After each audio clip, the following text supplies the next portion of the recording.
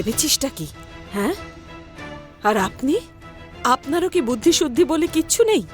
একটা মেয়ের সংসার ভাঙতে চাইছেন আপনি শুধুমাত্র নিজের স্বার্থের জন্য।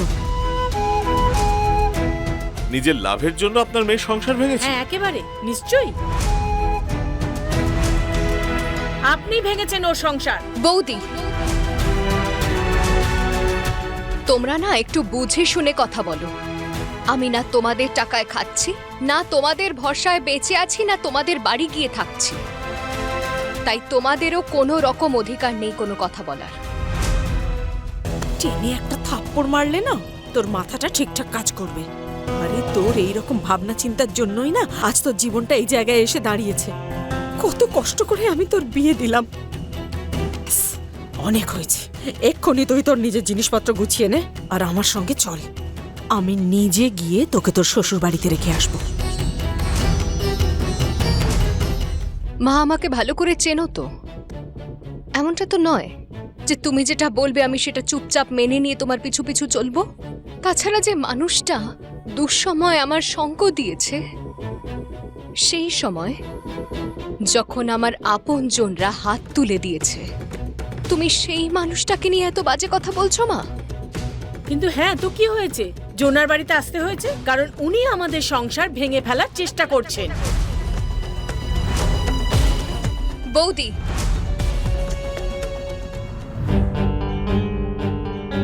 একদম চুপ করো। এত বছর ধরে তোমার এইসব কথা আমি শুনে আসছি। একটা কথা বলো তো বৌদি, যেদিন আমি তোমার বাড়ি গেছিলাম আর কিছুদিনের জন্য বাড়িতে থাকবো বলে ভিক্ষে চাইছিলাম, তখন তো তোমরা আমাকে ওখানে থাকতে দিলে না। আমি এটাও বলেছিলাম যে আমি অন্য কোথাও যাব, কিন্তু আমার শ্বশুর বাড়িতে ফিরে যাব না আমি। তখনও তো তোমরা আমায় একবারও আটকাওনি।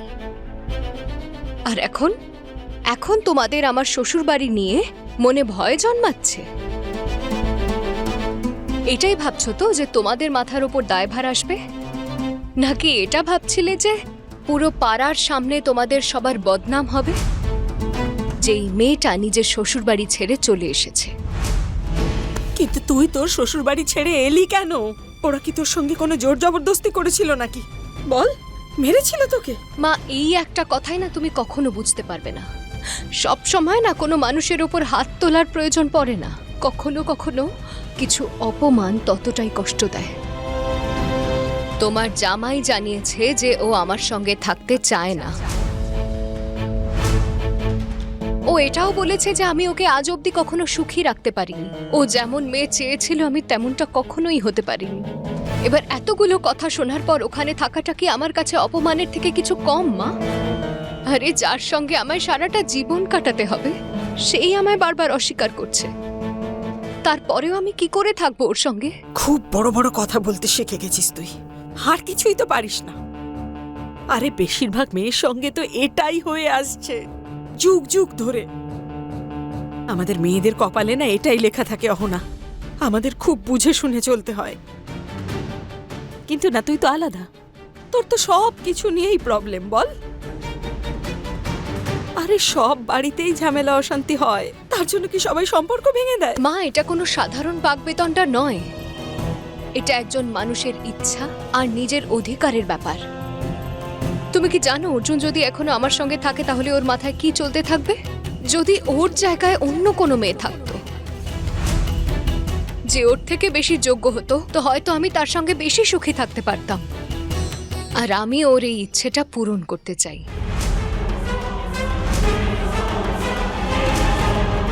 আমি সত্যি ওকে সুখী রাখতে চাই, সুখী দেখতে চাই মা। আমি ওর জীবনের কাঁটা হতে চাই না। যাক, এসব বাদ দাও মা। এটা তোমাদের কেমন বিবেচনা? তোমরা এখন ছোটু মামার বাড়িতে আছো আর ওনাকেই অপমান করছো। সে তো ওনার অনুগ্রহ যে উনি আমাকে এখানে থাকার জায়গা দিয়েছেন, না হলে আমি কোথায় যেতাম মা? আর এতে তো ওনার কোনো লাভ নেই মা। উনি কি এখানে আমার ভরসায় থাকছেন?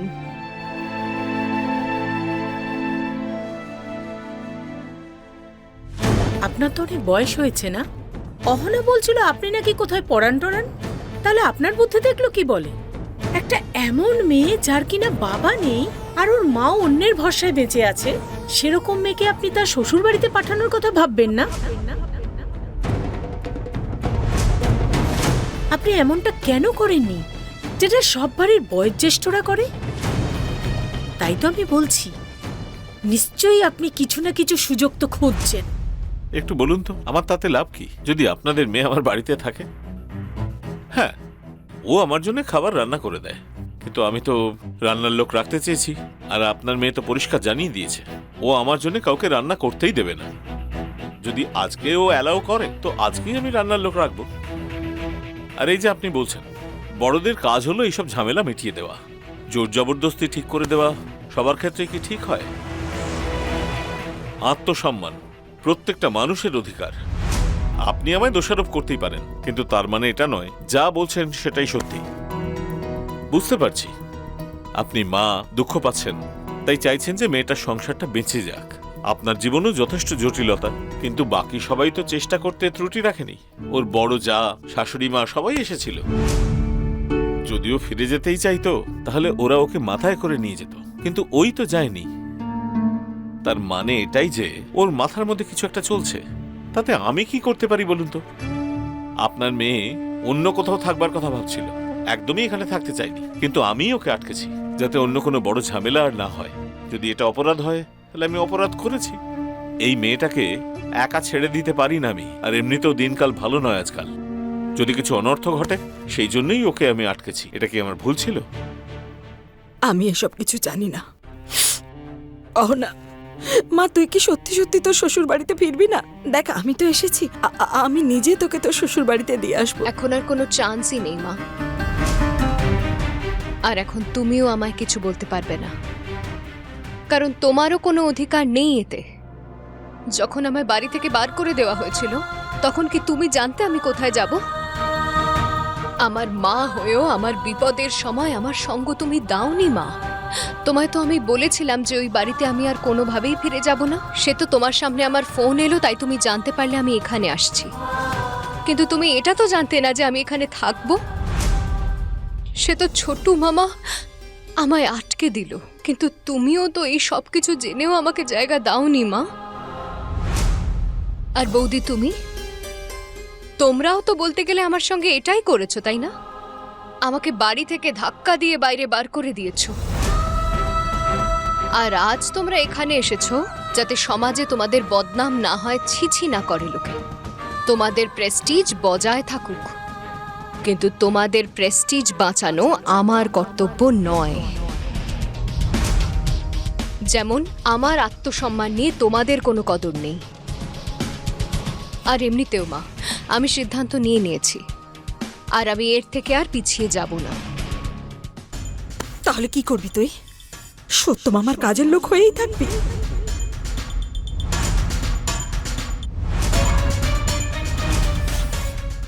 তুমি তো এটুকুই ভাবতে পারো মা, কারণ তোমার জীবনটা এটুকুতেই সীমিত রয়ে গেছে। তাই তুমি এটা কখনোই ভাবতে পারবে না যে অন্যের জীবনে আরো অপশনস থাকতে পারে। আর মানুষ সবসময় একে অপরের চাকর হয় না। কিন্তু হয়তো ওই বাড়িতে থাকতে থাকতে তুমি এই কথাটা ভুলে গেছো। মানুষ না কখনো কখনো সম্মানের সঙ্গে বাঁচতেও সাহায্য করে। আমি এখানে পড়াশোনা করছি, কিছুদিনের মধ্যেই একটা চাকরির জন্য আমার পরীক্ষা আছে, আর তারপর আমি চাকরি করব। আর যদি তুমি চাকরি না পাও তখন কি করবে তুমি? হ্যাঁ, তারপরে তোমার এই মামার কাছে তুমি সারা জীবন থাকবে? জীবনে কখন কি হবে সেটা কে বলতে পারে? তাই জন্য এই সব কিছু নিয়ে ভাবনা চিন্তা করে কি লাভ? কেন সময় নষ্ট করছো? আর আরো একটা কথা না, আমি বুঝে গেছি, ছোটু মামার মতো মানুষের সঙ্গে থাকা না কোনো পুণ্যের থেকে কম নয়। ছোটু মামা, প্লিজ তুমি খারাপ মনে করো না। তুমি আমায় আশ্রয় দিয়েছো, উপকার করেছো আমাকে, আর আমার পরিবার তোমায় অসম্মান করছে। তুমি এদের কথায় খারাপ ভেবো না ছোটু মামা, আমি ওদের হয়ে তোমার কাছে ক্ষমা চাইছি। আরে তুমি কেন ক্ষমা চাইছো মা? তুমি তো কিছু করনি। আমি ওদের কথায় বিন্দুমাত্র কিচ্ছু মনে করিনি। যখন আপনার মেয়ে মুশকিলের মধ্যে ছিল আপনি মুখ ফিরিয়ে নিয়েছেন। 2-3 দিনের জন্য আপনি ওকে বুঝিয়ে সুঝিয়ে কাছে তো রাখতেই পারতেন। মায়ের থেকে বেশি আর কেউ তার বাচ্চাকে দেখাশোনা করতে পারে? আর আপনি চাইছেন ও আবার ফিরে শ্বশুর বাড়ি চলে যাক? আপনি তো আর ওখানে থাকতেন না ওর সঙ্গে। কিন্তু ও যদি অনুভব করে থাকে যে ওখানে থাকাটা অসম্ভব, তাহলে আমি ওকে ফিরে যাবার জন্য কিভাবে জবরদস্তি করতে পারি বলুন?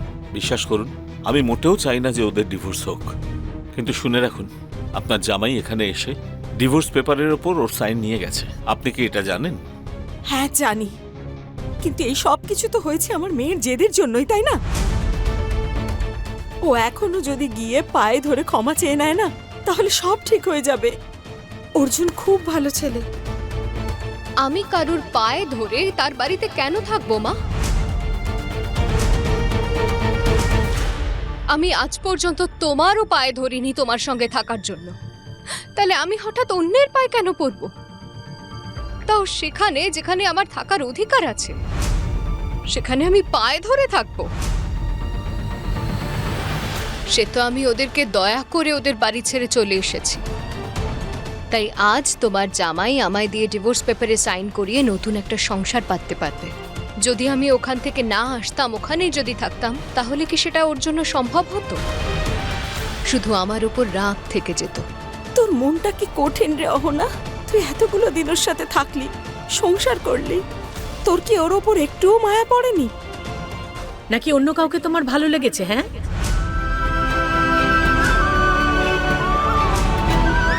তার জন্য এত কথা বলছো? তোমরা আমায় নিয়ে এই সব ভাবনা ভাবো, এটাই আশা করেছিলাম আমি। তোমরা না নিজেদের ভাবনা বজায় রাখো। এখন আমি কারুর ভুল ধারণা সংশোধন করতে পারবো না। এখন যদি কথা শেষ হয়ে গিয়ে থাকে তাহলে তোমরা আসতে পারো। আরও একটা কথা মা, এই বাড়িটা, এটা ছোট মামার বাড়ি। এই বাড়ির ভাড়া উনি দেন, তাই পরের বার থেকে ওনার অনুমতি ছাড়া এখানে আসবে না।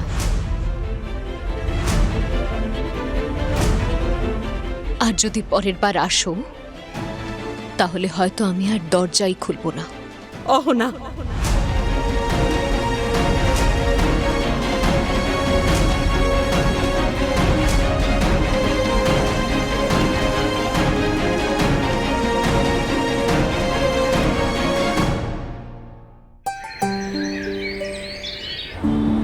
আচ্ছা, তোমরা আমাকে এটা বলো, তোমাদের সবার আসার কি দরকার ছিল? কারণ ওকে আমাকে ভালো করে শিক্ষা দিতে হবে। আরে কত সাহস বেড়ে গেছে ওর, দেখেছিস? ডিভোর্সের জন্য রাজি হয়ে গেল, ক্ষমা পর্যন্ত চাইলো না, বাড়ি ফেরার কথাটা অবধি বললো না। আর ছোটুদাকেও আমি দেখে নেব আমার পরিবার ভেঙে দিয়ে ওই শহরে কি করে থাকতে পারে। আমাকে তো যেতেই হবে। শেষবার আমরা দেখা করতে যাচ্ছি অহনার সঙ্গে। হয়তো এরপরে ও কোনোদিন আমাদের সঙ্গে দেখা করবে না, আমাদের সঙ্গে কোনো সম্পর্কই রাখতে চাইবে না। মা, বৌদি, তোমার যাওয়ার কি দরকার ছিল? কি দরকার ছিল ওর সঙ্গে শেষবারের মতো দেখা করার? আর এই যে অতিথি আমাদের সঙ্গে এসেছে, এর কি হবে? আরে বড় মামি, আমি তো কতবার বলেছিলাম যে ওকে সঙ্গে করে নিয়ে যাওয়ার কি প্রয়োজন? এটা তোমার গাড়ি না তো, পাড়ার লোকের গাড়ি তো। আর তাকে তো আমরা ভাড়াও দিই না, শুধু তো তেলের টাকা দিই, তাই না? সবার ভাগে যা পড়বে, আমার ভাগের টাকাটা আমি দিয়ে দেব। দেখতে পাচ্ছিস ছোট, কিভাবে তোর বউ সকলের মনে বিষ ছড়িয়ে গেছে, সবাইকে নিজের মতো অভদ্র বানিয়ে গেছে। মা অহনা, হ্যাঁ মামা, আমি তৈরি। আরে মা, তোমার মুখের এই অবস্থা কেন? আমি জানতাম তুমি এটাই বলবে যে আমার মুখ গোমরা হয়ে আছে কেন, কিন্তু এমন কিছু ব্যাপার নয়, আমি একদম ঠিক আছি। না, তুমি একদম ঠিক নেই, আর এটা পরিষ্কারভাবে দেখা যাচ্ছে। মা গো, আমি তো বারবার করে বলছি যে এখনো সময় আছে, ভালো করে ভেবে নাও। যদি ডিভোর্স করতে না ইচ্ছে করে তাহলে করো না। ছোট মামা, এখন যে কালে এই নিয়ে কথা হয়ে গেছে, তো এই কথাটা বাদ দাও না। আমার তো এটা ভেবে খারাপ লাগছে যে তোমায় আমার সঙ্গে যেতে হচ্ছে। যদি ওখানে তোমার অসম্মান হয়, আমি কিন্তু সহ্য করতে পারবো না। সেসব নিয়ে ভেবো না, বরং আমি তো তোমার অপমানের ব্যাপারে ভাবছি।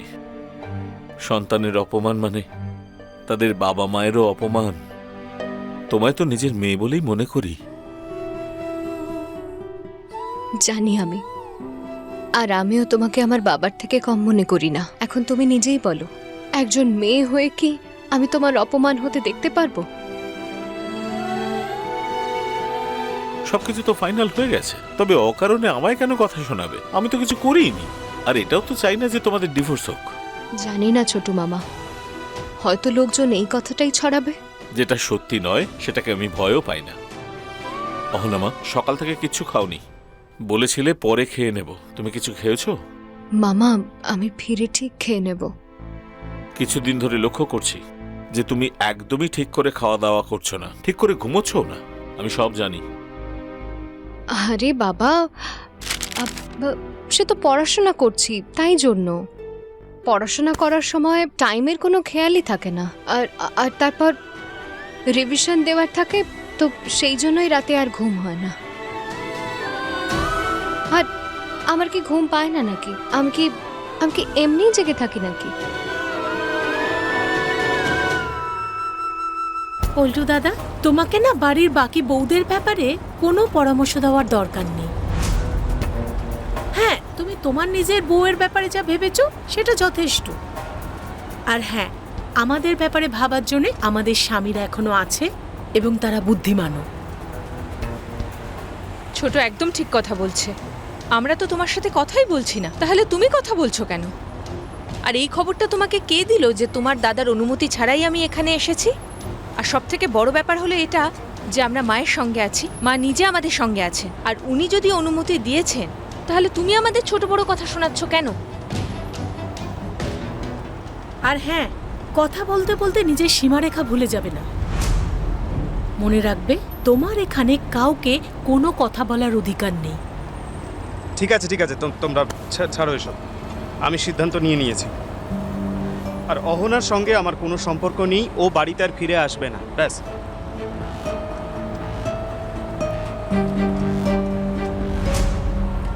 তুমি আমায় বোঝাচ্ছ? আমার বয়সটা কিন্তু কম নয়।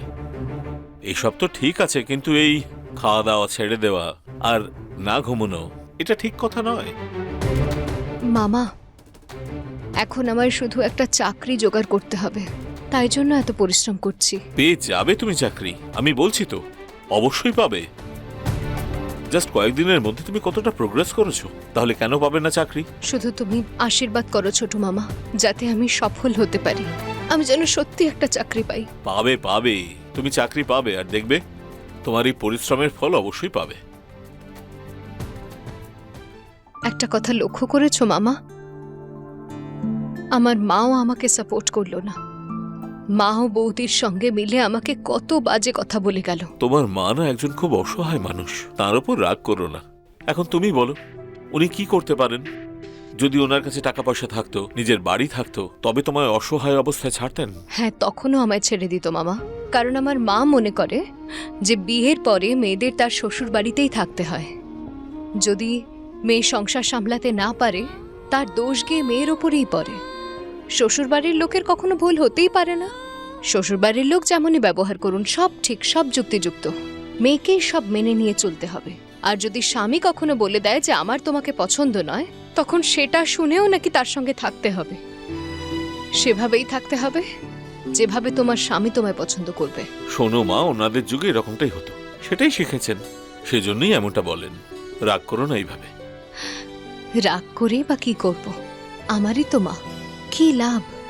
ওই কথায় আছে না মামা, যদি আকাশের দিকে তাকিয়ে থুতু দাও, সেটা তোমার গায়েই পড়বে।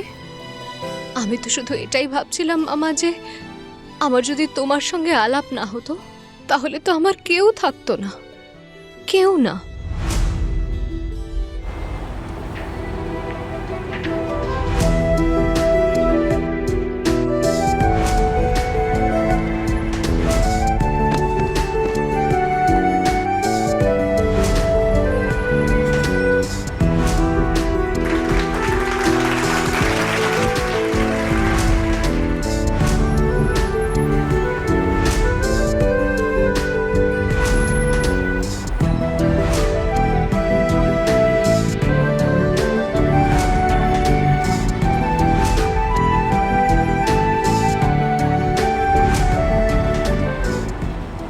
আরে দাদা, কি হলো? গাড়িটা তাড়াতাড়ি চালাও না। তুই কেন এসেছিস পল্টু? আরে কেন এসেছি মানেটা কি? অর্জুন আমার ছোট ভাই হয়। কি বলবে কি করবে সেই বুদ্ধি নেই ওর মাথায়, খুব সরল ও। আজ যদি ওই মেয়েটা আবার ছোটুকে নিজের জালে ফাঁসিয়ে নেয় তাহলে, আবার যদি ওর সঙ্গে বাড়িতে ফিরে আসে তাহলে, আরে এসব সামলানোর জন্য আমাকে থাকতে হবে তো। ছোট ভাই হয়, আমি না করলে কে করবে? এই সিদ্ধান্তে তুই খুশি তো ছোটু? খুব খুশি মা, একটু বেশি খুশি আমি। আজ আমরা বুঝতে পেরেছি যে আমাদের জন্য কোনটা ভালো আর কোনটা ভালো নয়। সবাই ভীষণ বুদ্ধিমান হয়ে গেছে দেখছি। হ্যাঁ, হয়ে গেছে। আমরাও এখন বুঝে গেছি আমরা প্রত্যেকে আলাদা মানুষ। আমি তো কোনোদিনও বলতেই পারবো না অহনাকে, অহনা যেখানেই থাকুক সুখে থাকুক।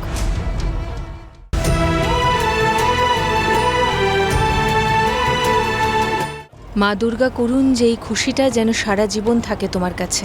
এমন যেন না হয় যে এই খুশিটা শুধু একদিনেরই অতিথি হোক। এমন কেন হবে? হ্যাঁ, আরে ভালো থাকবে তো। নতুন ভাবে বিয়ে করে আবার নতুন সংসার করবে, খুব ভালো থাকবে আগের থেকেও। দেখেছো তুমি দিদি, একটা মেয়ে গেল কি গেল না, আর একটা আশার খুশিতে এরা নাচছে। অহনা কি না করেছে এই বাড়ির জন্য, আর এদের দেখো। অনেক কিছু করেছে বৌদি, আর এটা আমার থেকে ভালো আর কে জানবে বলো। অর্জুন ঠাকুরপো, তোমার কিসে এত রাগ হয়েছে যে অহনা তোমাকে বেশি সময় দেয়নি? একটা কথা তুমি ভেবে দেখো, তুমি বাড়ির নিয়ম ভেঙে তুমি ওর কাছে যেতে পেরেছিলে কখনো? হ্যাঁ, অহনা কিছু বাড়ির নিয়ম ভেঙেছিল, সেটা শুধুমাত্র বাড়ির বউদের সম্মান পাওয়ার জন্য। এইটুকুই চেষ্টা করেছিল ও। আজ আমরা বুঝতে পেরেছি যে আমাদের জন্য কোনটা ভালো আর কোনটা ভালো নয়। সবাই ভীষণ বুদ্ধিমান হয়ে গেছে দেখছি। হ্যাঁ, হয়ে গেছে। আমরাও এখন বুঝে গেছি আমরা প্রত্যেকে আলাদা মানুষ। আমি তো কোনোদিনও বলতেই পারবো না অহনাকে, অহনা যেখানেই থাকুক সুখে থাকুক।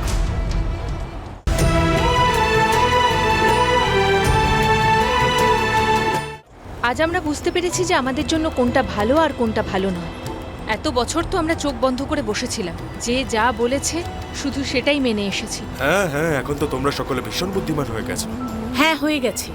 কারণ আমরাও এখন বুঝে গেছি আমরা প্রত্যেকে আলাদা মানুষ। আমাদের সিদ্ধান্তেরও দাম আছে, শুধু এইটুকুই তো ব্যাপার। আমি তো কোনোদিনও বলতেই পারবো না অহনাকে, অহনা যেখানেই থাকুক সুখে থাকুক।